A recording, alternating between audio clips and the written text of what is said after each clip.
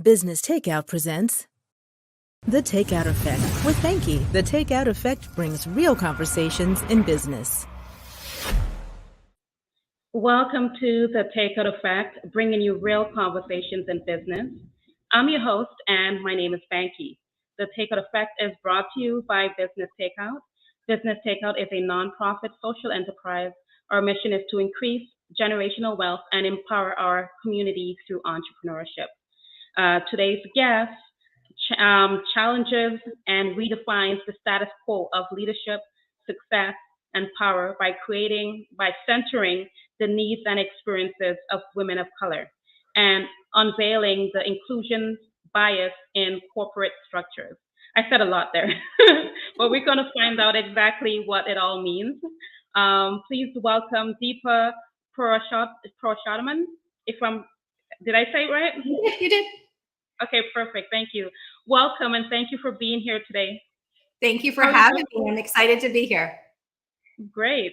We're going to really dive into your journey in being a leader, an author, and speaker. We're also going to discuss the challenges and patterns we identify with women of color in the corporate world. We're going to talk about business tips and so much more. Towards the ending of the show, there is a game called Business Confessions. And we're going to find out if Deepa has a confession today.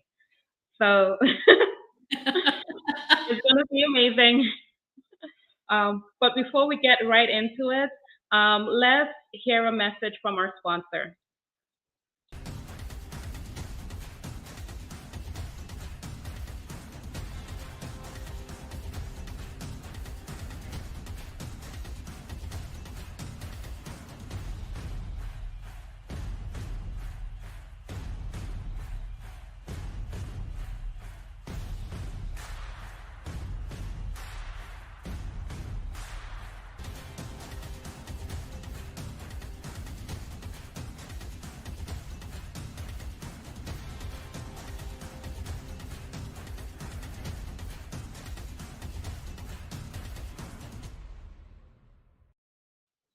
Great.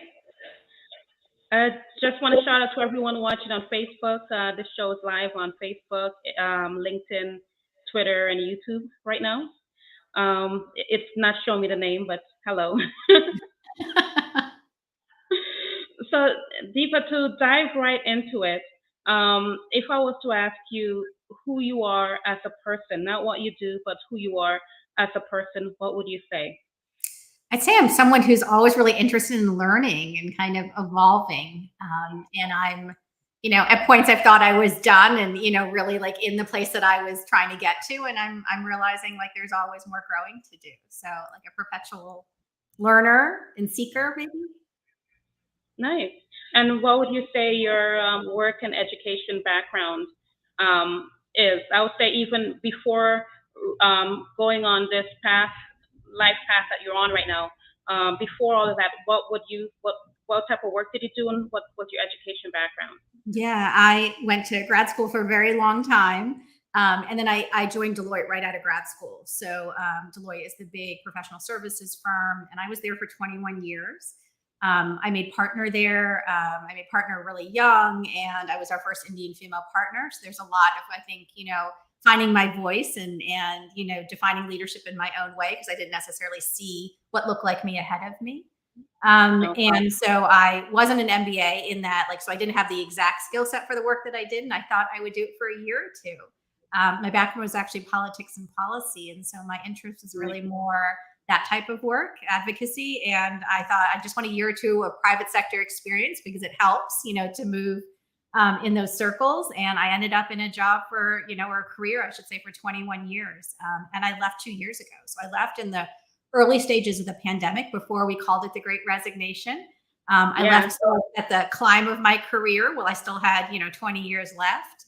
And so it was a strange time to leave, but I felt very called to want to go back to some of the things that I had thought I would be doing and do more research and try and really help women of color, in the private sector. So now I work with women of color, both in corporate, but also in entrepreneurship. And so kind of all sectors and just helping us find our voice and to lead in ways that I think are authentic to ourselves, but also that I believe we lead differently, and we haven't really had full conversations about what that looks like. And there's not always space for us to lead in the ways that I know that we can lead. So Definitely. And you said a lot, women in the corporate world and as entrepreneurs, in terms of leadership, what voice we carry, how we show up, all of those things are very important.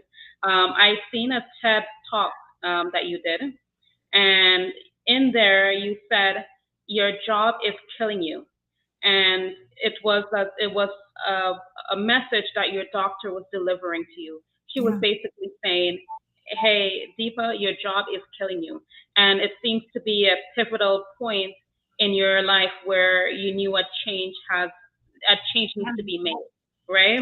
yeah. Um, how did you get here? How did you get to that point where your doctor has to tell you and put in perspective to you that Yeah. your job is killing you? Yeah, and I don't know that she literally meant it was killing me, but I mean, it was a great sort of opening of a conversation. So I had not been feeling well for probably 4 years at that point. Growing list of symptoms, things. It started as like hives and small infections, and it turned into headaches all the time, and it was like a growing list of things. And it probably been 4 years where they'd been growing and growing and growing. I'd been to lots of doctors. She was my 14th doctor, and she was a doctor that I saw when I traveled, because part of my job was I lived out of a suitcase. I did sometimes 3 cities a week, and I did that for 10, 15 years. And so it's a very intense lifestyle on the road. And so when I went to see her with my suitcase in tow, I still remember her like looking at me like side-eyed, like, why is this woman coming to her doctor's appointment with a suitcase? And I remember her spreading the reports across the desk. And this was now the third or fourth time I had seen her. And she said, "We can keep running tests, or I can tell you what I think you already know. I think your job is killing you." She literally said that to me. And she said, "What would you do if you didn't do a job like this?" Her second question was, "Do you feel like you have to have a big job like this to be worthy?" And then her third question was, "Don't you see you're worthy just being you?" And I think there was a lot in that question and that moment. I think I had known for a while, like, that the job was the intensity level, the stress, the burnout was there, and I'd been ignoring it. I think I had been also a couple of years before, I had this growing question, because my background was politics and policy, of like, where are we in our world, and why am I not doing the work I thought I would be doing? And how did I end up in this career where I'm having a great time and I'm learning a lot and I'm doing a lot, but it's not, is it world changing enough? And so almost those two things came together for me in that moment of like, what is my life's purpose, and am I ignoring that? And then here is my body is kind of acting up because I don't think I'm listening to it.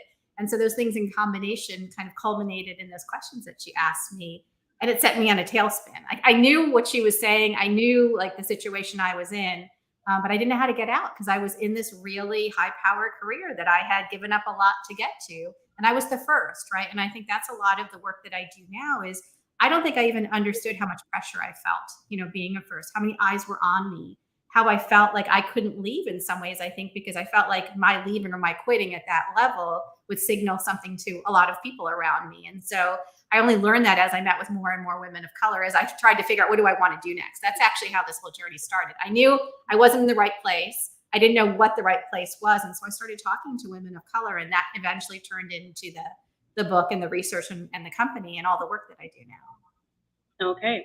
I can tell you that I left the corporate world in 2018. Mm-hmm. I was always doing my graphic and web design business, but I was doing it part-time, and I was working full-time. And when I left, it was so much of a relief, because I was doing it I've been working from straight out of high school, basically, right? Yeah. I'm in my 40s. I'm not going to say my age. Yeah. Same. Yeah, I totally get it. Same thing. Yeah. Like, invested so much into work life, and working in an environment where you don't see many women of color in those roles. You really see. For me, I felt that I was the youngest in my field at that time, and I was a woman, and I was Black. Those are the three things that I saw that other people in that work environment, see as, I don't know if it's intimidating, I don't know if it's challenging, but I felt that it went against me, because I would say, like, being younger, the older people would feel like, oh, she's coming to get my job. Yeah. Being a woman and being Black, I felt that I have to work 10 times harder to keep the job. Yep. And with that, if for 20 years in working 10 times harder than everyone else, Yeah. it gets draining, right? Absolutely. And I mean, what you're saying is so echoed in what I found. So I started meeting with women of color. It started one-on-one, just over dinner, over lunch. Like, where should I go? What should one do? What does one do when you're leaving a 20-year career? And then that quickly turned into a dozen dinners across the country with 20 or 30 women each, all really senior women, again, in corporate because of what I was looking for.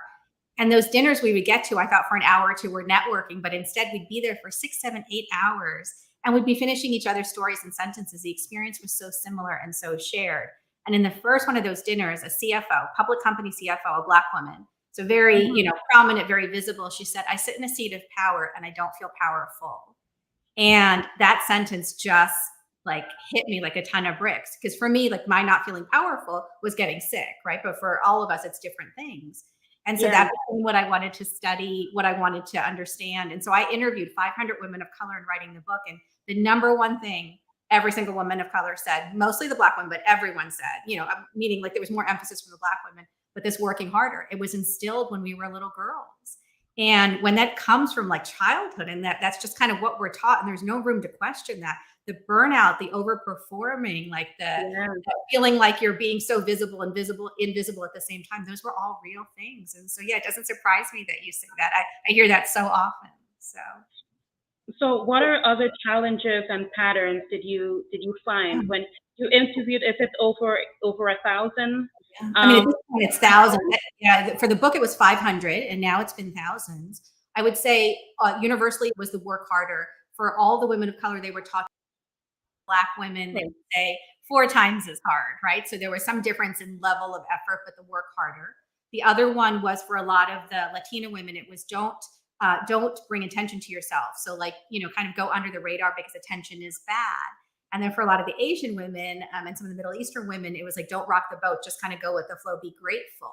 But those 4 messages, and there's a ton in the book, but those 4 messages I heard almost all the time, every time. It was just different variations and different examples, but almost every single woman of color would say those things. And this is the book. It's called The First, The Few, The Only: How Women of Color Redefine Power in Corporate America. Yep. Did I? Yes. Yes. When was this book written, and how long did it take for you to write it? Yeah, I wrote it after I left. So I wrote it in the last few years, and it came out 6 months ago, so March 1st. And I did it with Harper Business, so like the traditional publishing route. So it took 2 years to come out into the world. Okay. I read somewhere, and I believe it was your bio, where you said that you discovered that there is a collective untapped power that women of color have yet to harness and leverage. What is that? It may be a silly question for me. I should know this. I mean, I think it's a number of things. Like, it's not just one thing, but I think the bottom line is, I think we have been taught, because there's so few of us, that we have to conform, right? I call it conform, perform, produce. Like, in that, those are the themes in the book. But we have to conform to kind of this like definition of leadership to rise in a lot of these workspaces. And again, the book is about corporate America, but I've now met thousands of women in the military and in nonprofits, and in academia. Like, professors will say, this happens to us too. So I think it's universal, even though the research was corporate. And this idea that we have to conform and give up parts of ourselves. And I think there's a more recent conversation about being authentic, but I think a lot of us don't exactly know what that is or how far we can take it and what that looks like. And part of why that CFO said she didn't feel powerful is because she was muting her voice and the things that were important to her. And so I think what I'm really talking about is understanding for yourself, like, what makes you feel powerful, what is important for you, for your identity. And the women I work with, I find it's not like hundreds of things. It's usually about 6 to 12 things. Once you know what those things are, you can show up with those things, right? And you can not give on those things. But a lot of us don't know what they are. We just kind of go with the flow, or we're just kind of, the leaders look like us, like, worked so hard, or they gave up, or they sacrificed. And so we have to do those things. And so that's some of it. And then I would say the second thing is we come from cultures where there's a rich history. And I think that there's like real wisdom. And we haven't found ways, especially in traditional workspaces, to tap into that, right? Like, for example, there's a few in the book, but one is intuition. Like, a lot of us have really strong intuitions. And yet in the traditional workplace, there's not space for that. We like reward logic and facts and rational thinking. We kind of teach women, like, don't listen to your intuition. That's not really great at work. Don't listen to your emotions. But that's how I led. That's how I made my career. And so it's kind of those conversations that wisdom and knowledge resides in us, in our histories. And we need to kind of find ways to bring that forward if we're really going to be whole and be powerful. Okay. And for women, how do we, you know what, before I even get to that question, you said something, I saw it on your website, information, and we're going to talk about information in a bit, but it says, we don't just want a seat at the table, we want to change how the table is formed, right? And it goes into what you've mentioned before in the way that we show up as leaders, right? Can you, is there anything else you wanted to add to that statement in terms of how we change the way the table is formed? Yeah, there's so many different ideas, but I think that we've been taught a lot of things about how we should be, right? And that goes back to those messages of working harder and doing more. We've also been taught a lot of messages about work, right? That resources are limited, and there's a limited, I'm just giving one example, but there's limited number of seats at a table, right? There's 12.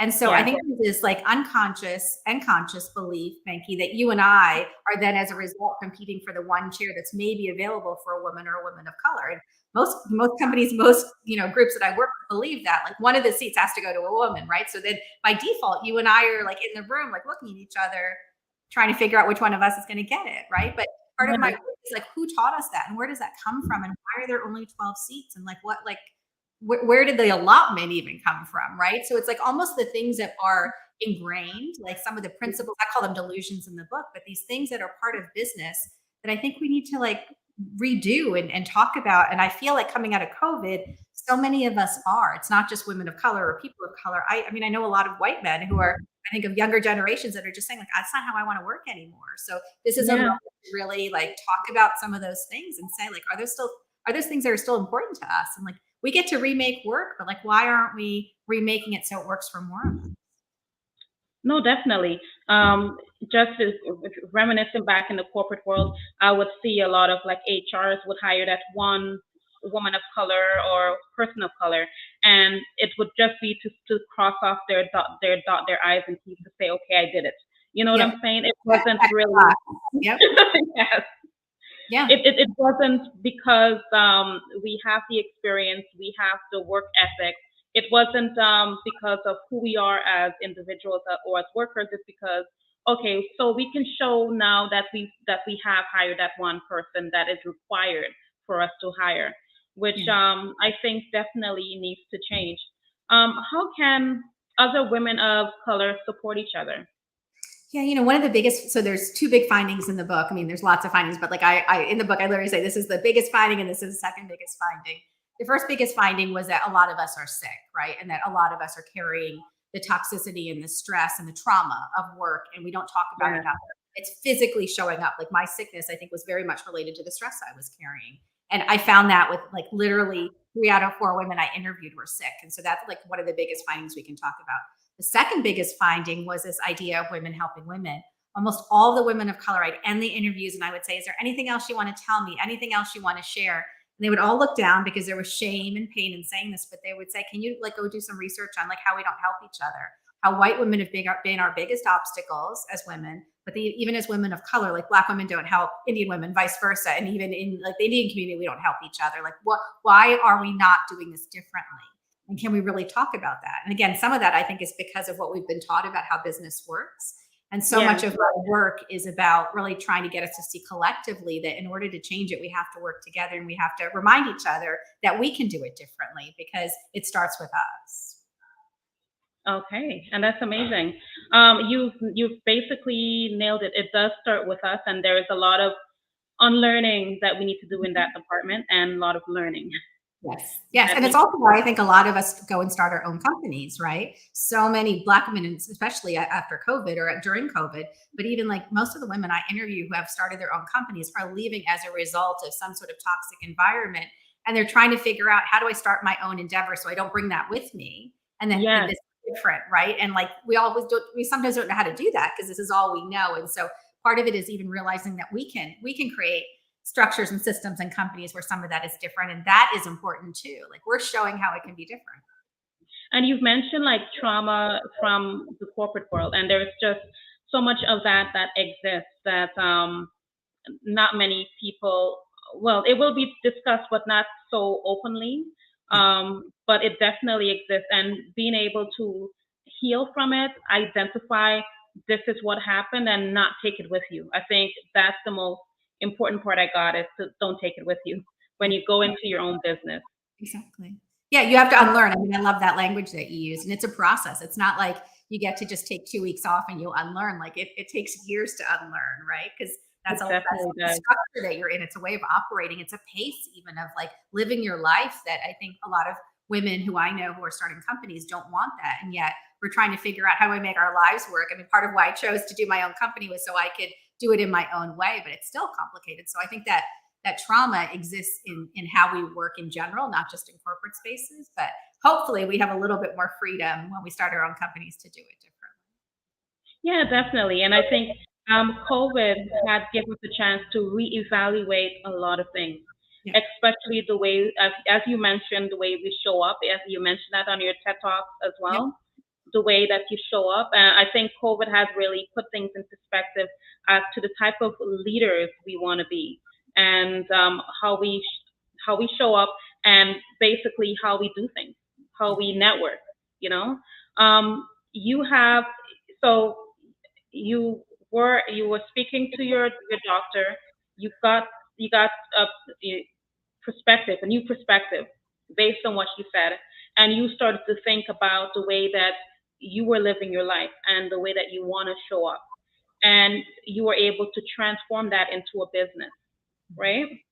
Can Yes. you tell us about, and I love the name, because I'm thinking information, but it's really information. Correct. Can you Yeah. tell us about information, what it is, and the type of Yeah. service that you offer? Yeah, a lot of it came out of those dinners that I mentioned as I was trying to figure out what I wanted to do next. I did them with my coach, Ra, and she's now my business partner. So we would do these dinners. We'd get in the room, like I mentioned before. We thought for an hour or two. We're networking. I'm trying to figure out what I want to do next. What's a great industry to start to look into. And instead, we started to see these patterns, and we would end the dinners again 6 and 7 hours later. And the women would say, this was the best thing I've ever been to, or this is the best thing I've attended in the last like 2 years. So originally we thought information would be like holding space for women of color, whether that was corporate, non-corporate, but just like these conversations that weren't happening. This was prior to George Floyd's murder. This was prior to COVID. And so I think it was before some of these, I feel like these conversations are a little bit more common now. I'm not saying they're mainstream, but they're more common than they were. We were talking about this 4 years ago. And so we thought it would be like working with companies, working with groups. And then those two events happened and changed how we talk about DE&I in workplaces, but also COVID, right? So we had to go online and change. And so for the last few years, we have been providing safe space and brave space. And we also say new space for women of color, for professional women of color. So not just corporate. We do have a lot of women in the military, academics, entrepreneurs. And we were originally doing weekly programming. As people are starting to go back to the office, we've moved that more to a monthly model. But it's these conversations around leadership, around showing up differently, and then having safe space to have conversations. So after Naomi Osaka, for example, Osaka stepped away from the French Open, we had a conversation about, like, does that give us all permission to stand up for ourselves differently and talk about our health differently? We had a conversation as women of color, like some of our Latina sisters said, I sometimes identify more as a white person, not as a woman of color, but that term is really confusing to me because white passing is the term that we use. And so we had a conversation for 2 hours with this very diverse group of women of color on like what constitutes a woman of color, and like, is it how you see yourself or how others see you? And so it's these conversations I think we need to have, but there's not really spaces to have them. And really about what are we experiencing in the workplace and how do we work together to do it differently? So that's a lot of what we do. That's one piece. The second piece is we do research. So last year we did a big research project with Billie Jean King, which is what turned into one of those TED Talks. And so we do research on women of color by women of color is what we talk about. And then thirdly, this fall we're doing a larger initiative around placing women of color on boards. So all of our work is really focused on women of color in the workplace. I love it. And women of color on boards, I think it's it's different because not many people seek to look into that. Yeah. Yeah. And part of what we're trying to say is that if you look for a traditional criteria, or you look at board readiness in the same way that we've looked at it forever, you're going to get the same people.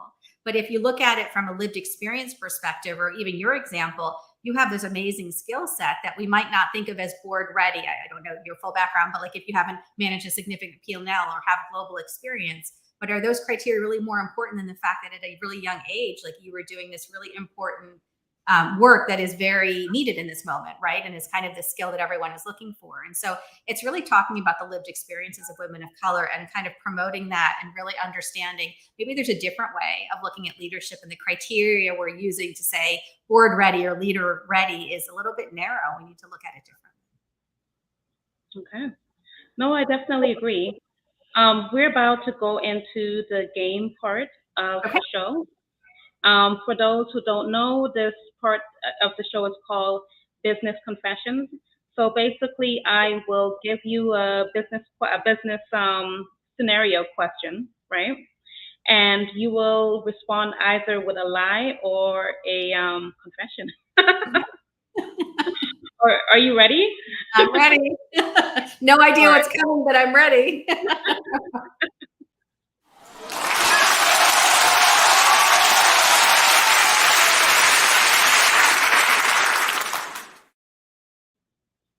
Okay, can you describe a time when you had to step up and demonstrate leadership skills? I was writing about this today, so I'm going to tell you this story. So it's you decide if it's real or fake, but this is what's coming to mind because I was thinking about it today.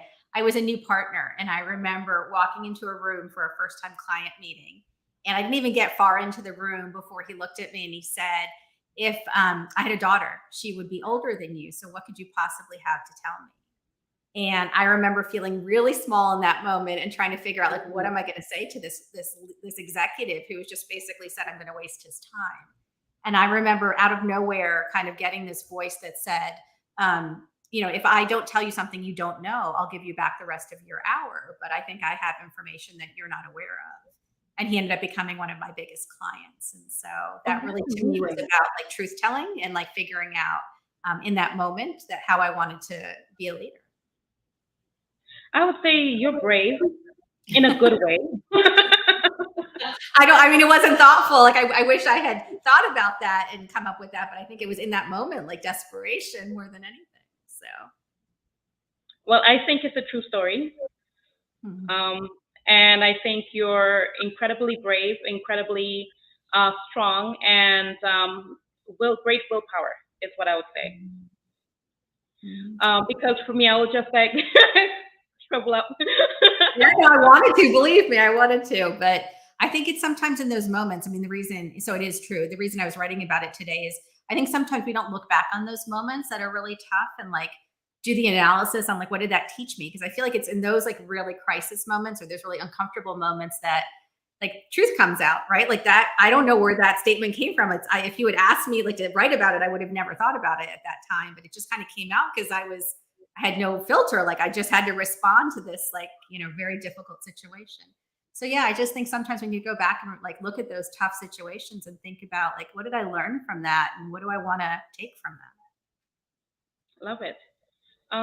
Community success. What does that look like for you? I think community success is, for me, is creating a strong network of sisters, of having women I can lean on. Because I think for a lot of my time in corporate, I didn't have that. And that's what I have found is I work with women of color. Like so many of us are busy and we have maybe like our church groups or our mom circles, but we don't necessarily have women at work or like that kind of share some of our other experiences. And so creating circles where we have that and so that we don't feel so alone at work, that to me is what success or what community looks like. I agree. I wish I had that because I felt isolated in a sense because I felt like in that particular work environment, I was the only one, right? So yeah, definitely. If back then I had that support, I think it would have gone a long way. Yeah. And even now, like even as I've started my own company, like where do I find that now? And so I think it's even more important as an entrepreneur because it's very lonely, right? It's very lonely. You don't just walk down the hall Very. sometimes and find people.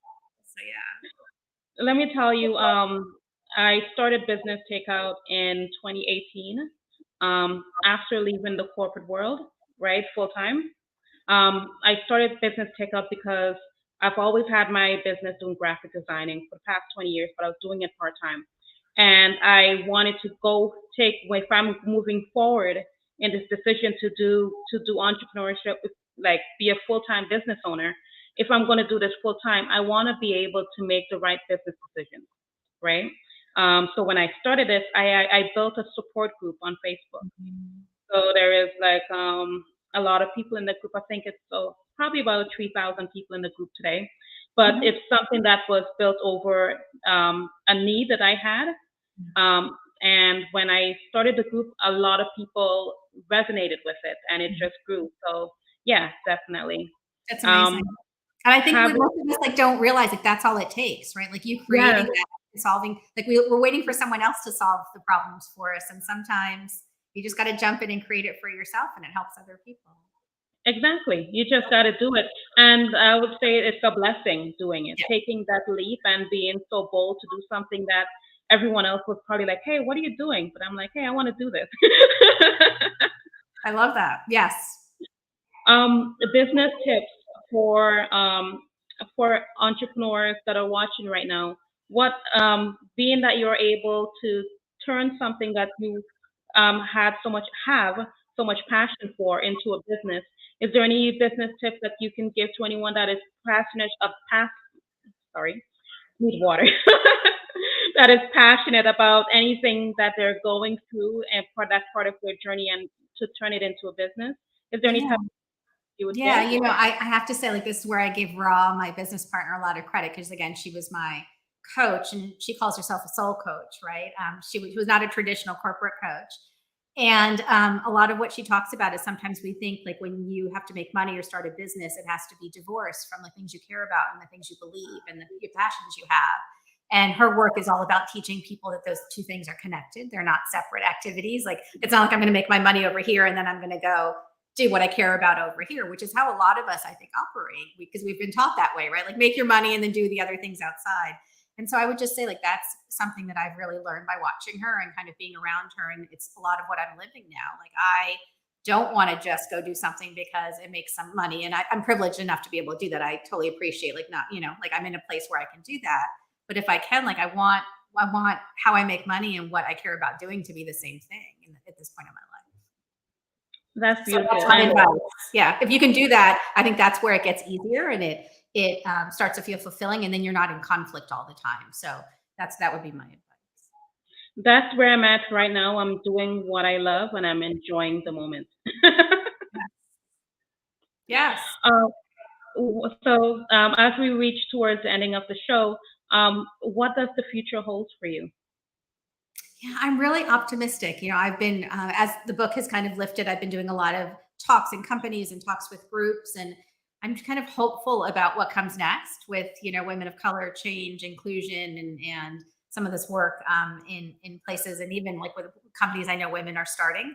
I'm going to be doing some more research on like what comes next for me as far as the next book and the next pieces of work. I'm starting as a fellow at Harvard Business School, and so I'm really excited to be in that sort of atmosphere and kind of be around students again, and just to figure out like what do I want to start to look at next. I mean, I think there's so much to cover in the women of color at work space, but what exactly I want to go research and focus on next is kind of where I am for the next few months until I jump into that topic exactly. So. Okay, great. And for everyone that's watching right now and those who are going to catch the replay, how can anyone contact you? Yeah, the best way is through my website. So Deepa Puru, you have the link there. I also do a lot of like my thought writing and a lot of my leadership lessons on LinkedIn. So from a platform perspective, for me, like because of my business background, that's the platform where I share a lot of those things. So if this resonates, I would say like definitely connect there of all places. Perfect. I'm on LinkedIn too. I love it there. Yes, yes. There's just more space to write sometimes than some of the other platforms. So That's true. Well, I want to thank you for your time and thank you for spending time with us today, as sharing your journey, sharing knowledge to us, and blessing us with your presence and expertise. For those who are watching, I'd like to say thank you for watching. And if you're watching from YouTube, to subscribe to our YouTube channel. If you like this show, like, share, and subscribe. And I would say, Deepa, if you can stay around after the show is done. But for everyone else, I would say thank you for tuning in and have yourself a wonderful day. Thank you. Bye. If you enjoy our programming and want to help support Black entrepreneurship, please donate today. www.businesstakeout.com/donate.